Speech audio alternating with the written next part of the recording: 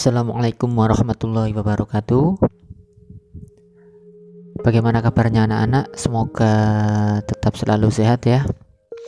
Baik, kali ini kita akan belajar mengenai rangkaian listrik, energi listrik, dan daya listrik ya, bab kelima.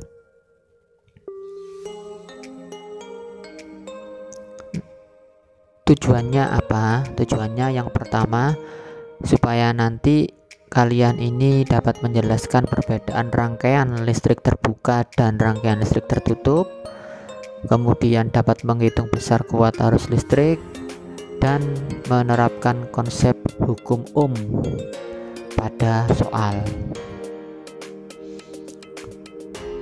Nah, peta konsepnya seperti ini ya. Nah, jadi nanti kita akan membahas mengenai rangkaian listrik, energi listrik, daya listrik. Berikut pula sumber energi dalam kehidupan sehari-hari dan juga energi alternatif.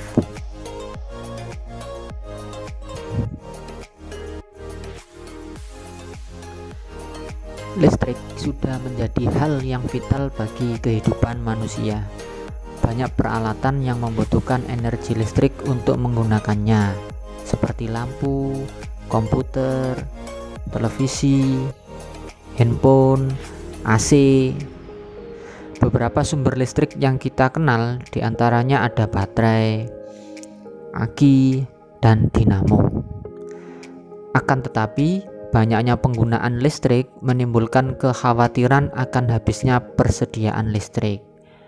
Untuk itu, saat ini mulai dipikirkan sumber-sumber energi listrik alternatif seperti bioenergi, penggunaan nuklir, energi matahari, panas bumi, angin, dan arus pasang surut air laut. Nah, rangkaian listrik ini adalah jalur yang dilalui oleh arus listrik. Rangkaian listrik dibagi menjadi dua. Yang pertama, rangkaian listrik terbuka, artinya adalah tidak ada arus listrik yang mengalir. Tidak ada arus listrik yang mengalir. Kemudian yang kedua, rangkaian tertutup.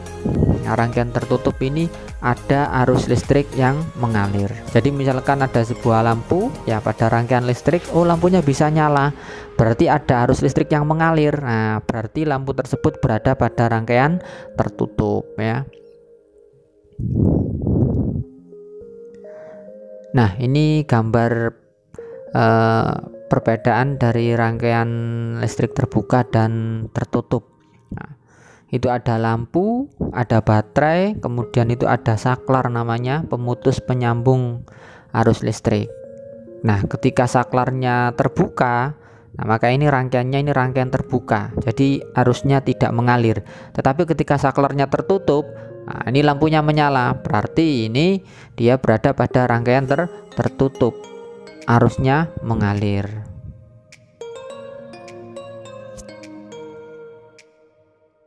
Nah, sekarang kita bahas mengenai arus listrik. Apa sih arus listrik ini? Arus listrik ini adalah aliran muatan listrik mengalir dari kutub positif ke kutub negatif, atau mengalir dari daerah yang mempunyai potensial listrik lebih tinggi ke daerah yang mempunyai potensial lebih rendah. Potensial lebih tinggi ini disebut juga kutub positif, sedangkan potensial lebih rendah disebut juga dengan kutub negatif. Seperti pada baterai, itu ada kutub positif dan ada kutub negatifnya. Arus listrik ini dapat mengalir pada sebuah rangkaian listrik yang tertutup ya, seperti sebelumnya tadi. Jadi arus listrik ini bisa mengalir kalau berada pada rangkaian tertutup. Nah, kuat arus listrik ini menunjukkan banyaknya muatan listrik yang mengalir tiap sekon, tiap detik. Di dalam SI, satuan internasional, satuan kuat arus listrik ini adalah ampere ya, disingkat A besar itu ya. Satuan tersebut diambil dari nama seorang ilmuwan Prancis, André Marie Ampère.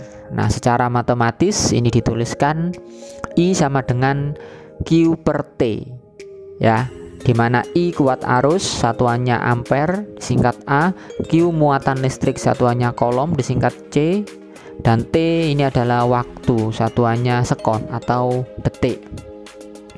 Bagaimana kalau mencari Q? Nah, ini tinggal kita kalikan silang aja ya. Q sama dengan I dikali T.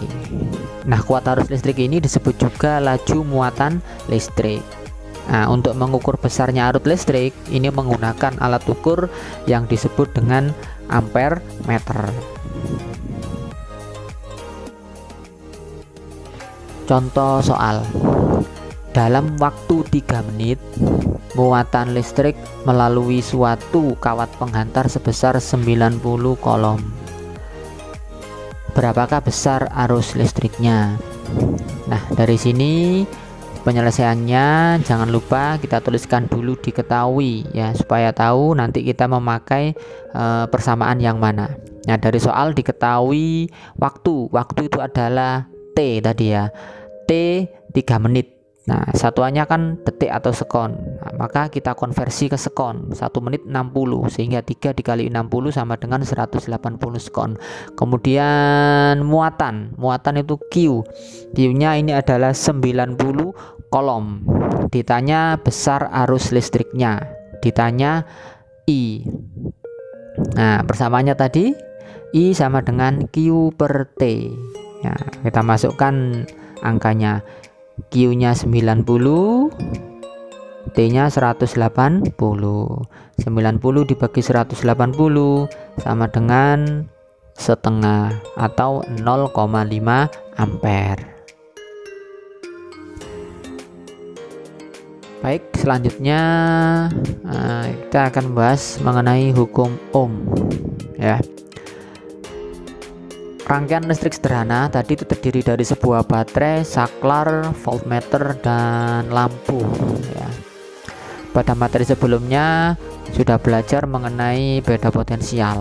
Alat ukurnya yaitu voltmeter. Sifat-sifat yang menentukan jumlah arus listrik yang akan mengalir ini disebut dengan resistansi. Ya, resistansi ini adalah hambatan. Hambatan ini ditentukan dengan memberikan beda potensial di antara dua titik pada konduktor dan mengukur arusnya ya. Nah, secara persamaan ini dituliskan R sama dengan V per I, di mana I tadi sudah kuat arus listrik, satuannya ampere, V beda potensial, satuannya volt, disingkat V, dan R besar ini ya, ini adalah hambatan atau resistansi.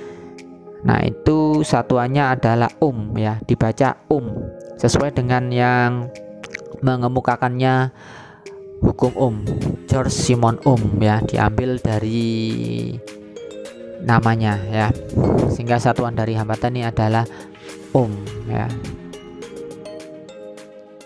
Contoh soal. Arus listrik sebesar 3 ampere mengalir melalui kawat penghantar yang memiliki hambatan 5 ohm. Berapakah beda potensial pada ujung-ujung kawat tersebut?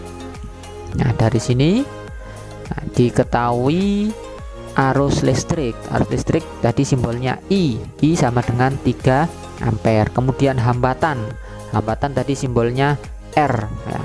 R sama dengan 5 ohm ya. Nah, itu dibaca ohm ya. Ditanya beda potensial, ditanya V. Nah, ingat tadi persamaannya R sama dengan V per I. Nah, berarti kalau mencari V ya, ini tinggal kita kalikan silang. V sama dengan I kali R. 3 dikali 5 sama dengan 15 volt.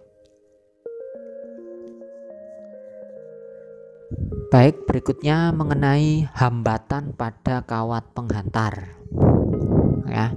Nah, hambatan suatu penghantar ini sebanding dengan panjang penghantar dan berbanding terbalik dengan luas penampangnya. Penghantar ya, jadi ketika listrik mengalir ini memerlukan media. Nah, ini yang disebut dengan penghantar ya. ya, melalui pada kawat penghantar. Nah, ini ada hambatannya ya. Nah, ini sebanding dengan panjang penghantar dan berbanding terbalik dengan luas penampangnya. Sehingga kalau dituliskan persamaannya, R sama dengan rho dikali L per A ya.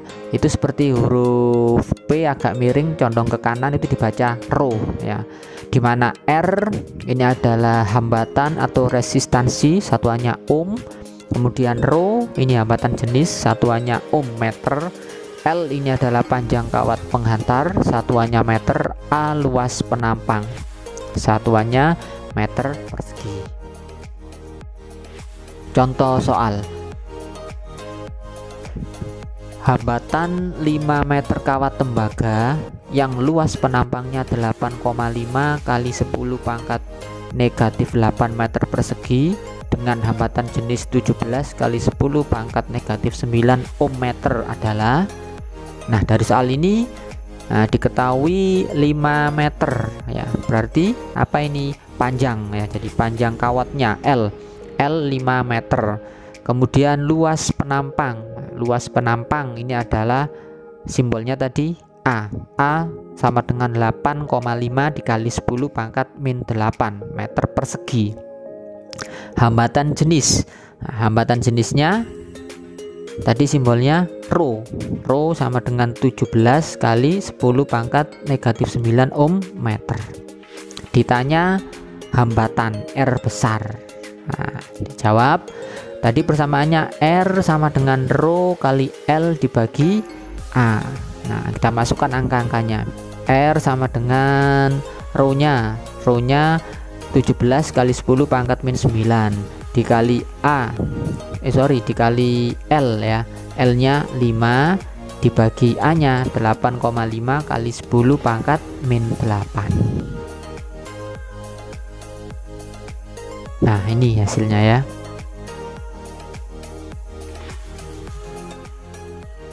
Baik, sekian materi hari ini. Semoga ilmunya bermanfaat. Tetap semangat. Terima kasih. Thanks for your attention. Jaga selalu kesehatan. Wassalamualaikum warahmatullahi wabarakatuh.